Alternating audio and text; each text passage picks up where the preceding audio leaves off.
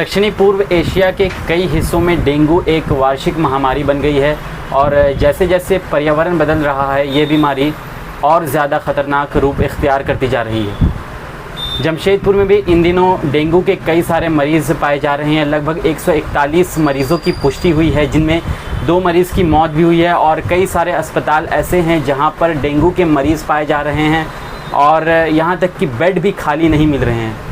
Dengue से बचने के लिए क्या उपचार लेना है, इस बीमारी की शुरुआत कैसे होती है, अगर आपको डेंगू हुआ है तो इससे आपको कैसे बचना है, क्या चीज़ आपको लेना है, इन्हीं तमाम चीज़ों पर बात करने के लिए आज हमारे साथ एक बेहद ही ख़ास मेहमान MBBS MD doctor Rashid Iqbal हैं। इनसे हम बात करेंगे और जानने की कोशिश करेंगे कि सर आखिर डेंगू से कैसे बचा जाए, इसके क्या लक्षण हैं और इसकी शुरुआत कहाँ से होती है, ये जन्म कहाँ से लेता है। देखिए, डेंगू भी एक वायरल फीवर ही है और मॉस्किटो से ट्रांसमिट होता है। इसमें ध्यान ये रखना है कि इसका मॉस्किटो मलेरिया वाला मॉस्किटो से डिफरेंट होता है। जनरली मॉस्किटो से हम लोगों को ध्यान में मलेरिया ही आता है, बट ये ध्यान में रखना है कि जो डेंगू है वो डेंगू वायरल फीवर है जो कि एडीज़ मॉस्किटो के कारण ट्रांसमिट होता है और जो मलेरिया है वो एनोफिलीज़ के कारण होता है। तो जो इसका मॉस्किटो है वो ज़्यादा डायोर्नल होता है, मतलब वो डे टाइम में ज़्यादा एक्टिव रहता है और उसके ऊपर एक वाइट स्ट्राइप्स भी देखने को मिलता है, जिसके वजह से इसको हम लोग टाइगर मॉस्किटो भी बोलते हैं, एडीज़ को।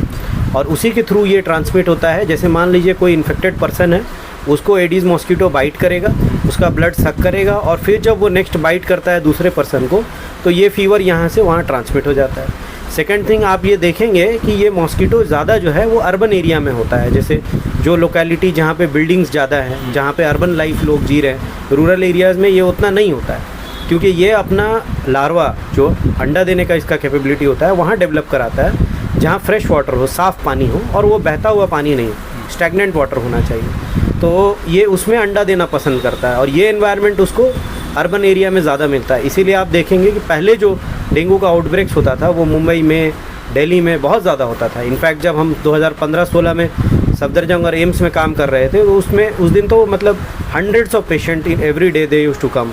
एक दिन में कई पेशेंट आ जाते थे, हज़ारों हज़ार की तादाद में डेंगू वहाँ पे पूरा फैलता था। जैसे आपने एक मच्छर की बात की, एडीज़, तो ये मच्छर पनपता कैसे, ये जन्म कैसे लेता है? ये मच्छर आपको साफ़ पानी में पनपता है। जैसे मान लीजिए किसी बंदे ने अपना कूलर में पानी भरा और उसको वो क्लीन नहीं कर रहा है, चेंज नहीं कर रहा है, तो वहाँ पे उसको एक अवेलेबिलिटी मिलेगा।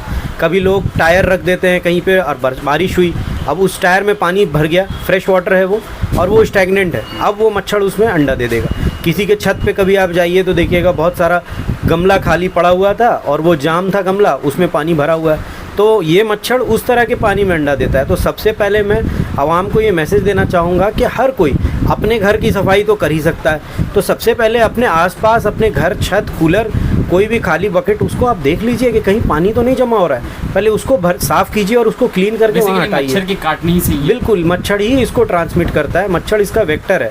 डिजीज़ वायरल है, वायरस के कारण हो रहा है बीमारी, मगर उसको फैलाने वाला चीज़ आपको मच्छर ही है। तो अगर आप मच्छर को कंट्रोल कर लेंगे, जैसे मलेरिया है, अगर आपका मॉस्किटो ही नहीं है कहीं तो मलेरिया फैलेगा कैसे?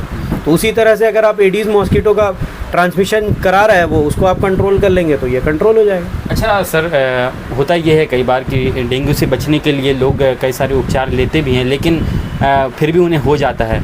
तो होने के बाद किस तरह से आपको ख्याल रखना है, क्या चीज़ करना है, क्या प्रिकॉशन लेना चाहिए? एक बार जैसे ही आपको हाई ग्रेड फीवर आने लगा, देखिए सबसे पहले ध्यान देना है कि सिम्टम्स क्या होता है। सिम्टम्स आपको हाई ग्रेड फीवर आएगा जो जनरली सारे वायरल फीवर्स में होता है। इसमें एक ख़ास सिम्टम होता है जिसको हम लोग रेट्रो ऑर्बिटल पेन बोलते हैं। जो आँख का आपका एरिया है उसके ठीक पीछे सर में बहुत तेज़ दर्द होता है, इसी को रेट्रो ऑर्बिटल पेन बोलते हैं। सिमिलरली इसमें जॉइंट पेन, बॉडी एक, काफ मसल में पेन जो पैर में होता है, रीढ़ की हड्डी में होता है, तो पूरे बॉडी में जो है ना बहुत तेज़ दर्द होता है। इसीलिए चिकनगुनिया जैसे इसको बोलते हैं ना, तो चिकनगुनिया की तरह का ही पेन इसमें, ब्रेक बोन फीवर होता है, इसमें बहुत तेज़ दर्द होता है। ये 2 सिम्टम बहुत ख़ास है जो देखने को आपको मिलेगा डेंगू फीवर में। उसके बाद साइंस का जहाँ तक बात करें तो साइन ज़्यादा अच्छा है कि आप डॉक्टर के पास चले जाएं, वो जो देख के एलिसिट करेगा वही साइंस होता है। उसमें आपको बहुत बार कहीं कहीं पे रैश देखने को मिलता है, किसी किसी को पेटेकिया या आपको एक एकाइमोसिस भी देखने को मिलता है, जो बाहर की तरफ एक रैश डेवलप कर जाता है हाथ पे। तो वो आपको देखने को मिलेगा, डॉक्टर उसको एलिसिट कर लेगा। ये ज़रूर करें कि कम से कम आपका NS1 का जो टेस्ट होता है डेंगू का वो आप करवा लें, CBC कंप्लीट ब्लड काउंट करवा लें। कंप्लीट ब्लड काउंट में भी 3 चीज़ मेन देखना होता है। लोग जनरली प्लेटलेट्स के पीछे पड़े रहते हैं। प्लेटलेट चौथा या 5वां दिन के बाद घटना शुरू होता है। पहले ही दिन में आपको TLC घटा हुआ दिखेगा पेशेंट्स का। NS1 उसको सबसे पहले पॉजिटिव आता है, बाद में IgM IgG पॉजिटिव होता है। तो NS1 पॉजिटिव हम लोगों को अर्ली ऑन मिल जाएगा। उसके बाद हेमाटोक्रिट पे बहुत ध्यान रखना है, जो आपका PCV भी लिखा रहता है ब्लड रिपोर्ट में, पैक्ड सेल वॉल्यूम। तो वो दिखाता है कि आपका बॉडी डिहाइड्रेटेड कितना है। अगर आपका हीमोग्लोबिन का 3 टाइम्स से ज़्यादा हेमाटोक्रिट बढ़ा हुआ है तो आपको प्रिकॉशनरी एकदम से बॉडी को हाइड्रेट करना ज़रूरी है। साथ में अगर वॉमिटिंग और लूज़ मोशन वगैरह हो रहा है तब तो आपको एडमिट ज़रूर होना चाहिए। सिर्फ प्लेटलेट घटने का इंतज़ार नहीं करना है। बहुत हाई ग्रेड फीवर है, वॉमिटिंग है तो डिहाइड्रेट होने का चांसेस बहुत ज़्यादा है। तो हाइड्रेशन अगर मेंटेन नहीं रहा तो बॉडी रिकवर नहीं कर पाएगा और ज़्यादा क्योटिक सिचुएशन क्रिएट हो जाए। अभी सर 2 चीज़ें काफ़ी ज़्यादा, एक तो डेंगू हो गई जिसकी बात हम लोग कर रहे हैं, चिकनगुनिया की आपने बात कही, चिकनगुनिया भी कई सारे लोगों को हो रहा है, तो इसके क्या लक्षण है, ये कैसे होता है? देखिए, चिकनगुनिया भी आपको फैलता है इसी तरह से और आपको सिम्टम्स बहुत मैच करता है। और बात यह है कि दोनों में ही आपको कोई स्पेसिफिक ड्रग नहीं है। जैसे अगर किसी को मलेरिया आपने डायग्नोज कर लिया तो आप उसको अगर बहुत ठीक है तो आर्टेसुनेट चलाएंगे या OPD बेसिस पे हाइड्रोक्सीक्लोरोक्विन वगैरह खिलाएंगे, मगर इसमें कोई स्पेसिफिक ट्रीटमेंट ही नहीं है। इसमें आपको कोई एंटीवायरल नहीं देना होता है, आपको बॉडी को हाइड्रेट करके रखना है। बॉडी का इम्यून सिस्टम इतना अच्छा है कि वो इसको खुद ब खुद रिकवर कर लेगा। इनफैक्ट लोगों को जान के ताज्जुब होगा कि बहुत सारे लोगों को तो पता भी नहीं चलेगा और उनको डेंगू होगा और वो ठीक भी हो जाएगा। और अगर किसी को सिम्टम आता भी है तो मैक्सिमम लोगों को डेंगू फीवर होता है। देखिए, इसका 3 कैटेगरी है, dengue fever, dengue haemorrhagic fever और डेंगू शॉक सिंड्रोम। ये 3 अलग अलग वैरायटीज़ हैं। लोग जो डरते हैं ना वो एक्चुअली डेंगू हेमरेजिक फीवर और डेंगू शॉक सिंड्रोम है, जो कि 100 में से किसी 2 से 4 बंदे को ही डेवलप करेगा। मैक्सिमम 95% पेशेंट जो है ना वो डेंगू फीवर से ग्रस्त होंगे और वो जैसे नॉर्मल वायरल फीवर रिकवर करता है वैसे वो रिकवर कर जाएंगे। जब भी डेंगू हेमरेजिक फीवर डेवलप करेगा तो वो 4-5वें दिन से आपको सिम्टम दिखाएगा। आपका प्लेटलेट काउंट बहुत घट जाएगा। फ्लूइड देने के बाद भी जो है आपको बहुत ज़्यादा एकाइमोटिक पैचेस आने लगेंगे, सिम्टम्स बहुत ज़्यादा रहेगा, रिकवरी का चांसेस कम दिखेगा। और जब शॉक सिंड्रोम डेवलप करेगा तो BP बहुत डाउन हो जाएगा। बहुत बार तो आपको ICU में पेशेंट को भर्ती करना पड़ेगा, ब्लीडिंग होने लगेगा। और प्लेटलेट काउंट का जहाँ तक रहा सवाल, लोग पैनिक करते हैं प्लेटलेट्स को लेकर के कि प्लेटलेट इनका बहुत कम हो गया, तो 1.5 लाख उसमें नॉर्मल वैल्यू दिया रहता है। बट रहा बात ट्रांसफ्यूजन का क्राइटेरिया का, तो एम्स का क्राइटेरिया मैं आपको बता रहा हूँ, 10,000 से जब नीचे जाता है ना प्लेटलेट काउंट, तब इंडिकेशन है कि आपको एकदम ट्रांसफ्यूज़ करना है पेशेंट को। अदरवाइज़ उससे ऊपर में कोई पैनिक करने का ज़रूरत नहीं है। अगर कोई ब्लीडिंग मैनिफेस्टेशन नहीं है तब, अगर आपको ब्लीडिंग मैनिफेस्टेशन दिख रहा है, जैसे गम से ब्लीडिंग हो गया, आप ब्रश कर रहे थे आपको खून दिख गया, आपको नाक से खून आने लगा, स्टूल ब्लैक हो रहा है, वो भी एक इंडिकेटर है कि अंदर हो सकता है ब्लीडिंग हो रहा है। क्योंकि ब्लैक स्टूल तभी जनरली आता है जब ब्लड डाइजेस्ट होकर के स्टूल में आता है। तो वो अगर आ रहा है तब आपको प्लेटलेट को लेकर के कंसर्न होना है, आपको डॉक्टर से मिलना है। आगे का मैनेजमेंट जहाँ पे भी आप कराएंगे वो देख लेंगे उसको। बट अदरवाइज़ प्लेटलेट को लेके बहुत पैनिक मत क्रिएट कीजिए। अभी ये हो रहा है सर, डेंगू तो लोगों को मच्छर काटने से होता है, आपने बात कही, लेकिन वायरल फीवर से भी लोग डर जा रहे हैं। तो वायरल फीवर कैसे हो रहा है और बरसात के दिनों में काफ़ी ज़्यादा देखने को मिलता है इसकी उत्पत्ति? देखिए, वायरल फीवर हर साल होता है हर किसी को, और मौसम जब चेंज होता है, जब बरसात से ट्रांजिशन होगा, अभी जाड़ा में तो भी होगा, अभी गर्मी से बरसात में आया तो हुआ। और बहुत लोगों को एलर्जिक रिएक्शन भी होता है, जैसे किसी ने बारिश में कोई भीग गया तो उस कारण से उसको फीवर आ गया। तो इसका सिंपल सा तरीका है कि आप पहले तो NS1 का टेस्ट करा लीजिए, CBC। लोगों को मैं अक्सर देखता हूँ वो दवा आप लिख दीजिए, इतना वो खा लेंगे दवा, बट आप 2 टेस्ट लिखिए उनका मुंह लटक जाता है। बट ये चीज़ परसेप्शन आप चेंज कीजिए। आज एविडेंस बेस्ड मेडिसिन का ज़माना है, आप बिना एविडेंस के कुछ नहीं कर सकते हैं। कल को मैं भी किसी को कुछ प्रेस्क्राइब करूँगा तो वो एविडेंस बैक्ड होना चाहिए।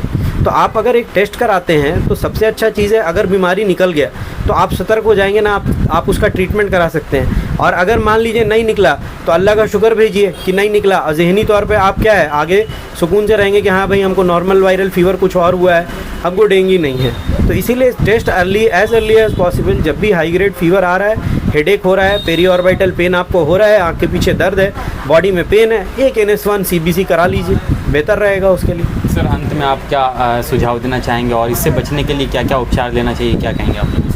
मैं सबसे पहले रिक्वेस्ट करूंगा कि भाई आप लोग जिनके पास भी मेरा मैसेज पहुंच रहा है, एक बार आप अपना घर स्वीप कर लीजिए, है ना। आदमी से गलती होता ही है। आज हम भी अगर अपने घर में कहीं देखेंगे तो हो सकता है कोई गमला में पानी पड़ा हुआ है जो मैंने बर्ड्स के लिए मान लो रख रखा है, ठीक है, हो सकता है उसी में अंडा दे रहा हो, है ना। और मैं मोहब्बत में रखा हूँ चिड़िया के लिए कि पानी आके पी गए, उसमें मच्छर अंडा दे रहा है, तो उसको जाके पलट दीजिए एज अर्ली एज पॉसिबल। कहीं टायर है या कुछ जमा पानी है उसको हटाइए, ट्रांसमिशन ख़त्म कीजिए। सर एक चीज़ मैं बोलना चाहता हूँ कि लोगों के मन में ये भी रहता है कि गंदगी से डेंगू फैलता है। क्या गंदगी से कुछ लेना देना है डेंगू का? देखिए बिल्कुल हो सकता है। आज अगर आप कोई डस्टबिन है कोई जहाँ पड़ा हुआ है, उसमें कोई प्लास्टिक का मान लीजिए थर्माकोल का शीट है, अक्सर हम लोगों के एसी लगा थर्माकोल निकला, हम उसको ऐसे ही डिस्कार्ड कर देते हैं, तोड़ते भी नहीं है बीच से उसको, तो वो भी एक बकेट का काम कर रहा है ना। उसमें बारिश का पानी जमा हो गया, बारिश इतना तेज़ अभी 2 दिन पहले हुआ, अच्छा जगह में आपका पानी जमा हो गया। अब जहाँ भी उसको स्टैग्नेंट फ्रेश वाटर मिलेगा वो मच्छर जाके उसमें अंडा देगा। आपको हम लोगों का आज़ाद बस्ती को सफाई करने पे बहुत ध्यान देने का ज़रूरत है। आप आसपास देखिए, वी आर वेरी केयरलेस। हम लोग थोड़ा सा 30 रुपये बचाने के चक्कर में वो बेचारा गाड़ी वाला आ रहा है गेट पे, उसको हम लोग कचरा देने के लिए तैयार नहीं है। बहुत अफसोस होता है हमको ये चीज़ देख के। हम लोग दया हॉस्पिटल के आगे जाते हैं, नोटिफाइड एरिया के ठीक बगल में लोग ला के कचरा फेंक देते हैं। क्या लेवल ऑफ इररिस्पॉन्सिबिलिटी है आपका? क्या आप अपने घर का वेस्ट भी प्रॉपर डिस्पोजल नहीं कर सकते हैं? तो आपको एकदम अनएजुकेटेड सोसाइटी की तरह बिहेव कर रहे हैं, और उसका ब्रंट जो है हर किसी को झेलना पड़ेगा। आज अगर कोई रैश ड्राइविंग करता है तो सिर्फ वो नहीं मरता है, वो जिसको ठोकता है वो भी मरता है। तो अगर कोई और इररिस्पॉन्सिबल बिहेवियर दिखा रहा है तो उसका खामियाजा पूरा सोसाइटी को आज भुगतना पड़ रहा है। तो इसलिए पहले तो क्लीनलीनेस पे ध्यान दीजिए। सेकंड थिंग, इसको बहुत लाइटली मत लीजिए। जब भी आपको सिम्टम आ रहा है, गो फॉर हेल्थ केयर, जाके डॉक्टर्स को दिखाइए, टेस्ट प्रॉपर कराइए, बॉडी को हाइड्रेटेड रखिए। डिहाइड्रेशन सबसे इंपॉर्टेंट चीज़ है इसमें। अगर आप बॉडी को हाइड्रेटेड रखेंगे, ये नॉर्मल वायरल फीवर जैसा रिकवर कर जाएगा। और अगर हाइड्रेट नहीं कर पा रहे हैं, वोमिटिंग और लूज मोशन के जगह पे कारण, बेटर टू गेट एडमिटेड, पानी चढ़वाइए जा करके और अपना सिम्टोमेटिक ट्रीटमेंट जारी रखिए। चलिए, बहुत बहुत धन्यवाद सर इन तमाम जानकारी के लिए।